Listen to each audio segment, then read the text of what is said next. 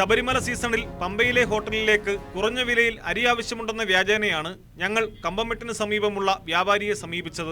തമിഴ്നാട്ടിൽ നിന്ന് നികുതി വെട്ടിച്ചു കൊണ്ടുവരുന്ന അരി പലതരത്തിലുള്ളത് ഇവിടെയുണ്ട്.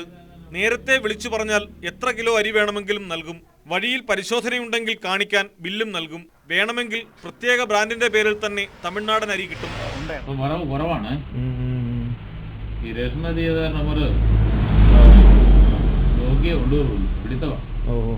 നമ്മളങ്ങനെ തലച്ചോടായിട്ട് ആൾക്കാർ കൊണ്ടുവരും. അല്ല വിമാരൊക്കെ വല്ല കൊടുത്താൽ അങ്ങനെ പറഞ്ഞില്ല. ഇവിടെ നമ്മൾ കേരളത്തിൽ പ്രശ്നമില്ല. തമിഴ്നാട് ഉദ്യോഗസ്ഥന്മാരെ അപ്പുറത്ത് വെച്ച് വിളിച്ചാൽ പണിയാണ്. അരി വണ്ടിയെല്ലാം കൊണ്ടുപോകും.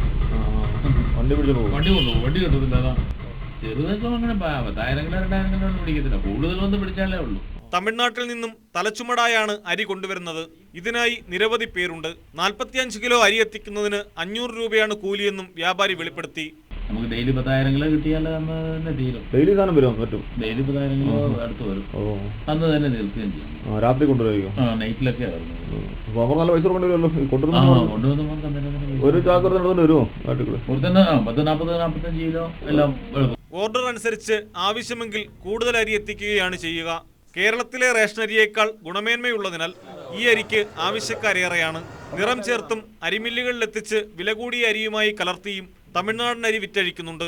കമ്പംമെട്ട്, കട്ടപ്പന പ്രദേശങ്ങൾ കേന്ദ്രീകരിച്ച് നിരവധി വ്യാപാരികൾ തമിഴ്നാട്ടിലെ അരി കേരളത്തിലേക്ക് കടത്തുന്നുണ്ടെന്നാണ് വിവരം. അരി ശേഖരിച്ചു നൽകാൻ തമിഴ്നാട്ടിലും നിരവധി ഇടനിലക്കാരുണ്ട്. സൗജന്യ അരിക്ക് പുറമെ കൂടിയ വിലയ്ക്കുള്ള അരിയും നികുതി വെട്ടിച്ച് കടത്തുന്നവയിൽ പെടുന്നു. സംസ്ഥാന ഖജനാവിന് വൻ നഷ്ടമാണ് അരികടത്ത് മൂലമുണ്ടാകുന്നത്. ക്യാമറാമാൻ അരുൺ പാലോടിനൊപ്പം പ്രദീപ് സി നെടുമൺ, ന്യൂസ് 18 കേരളം.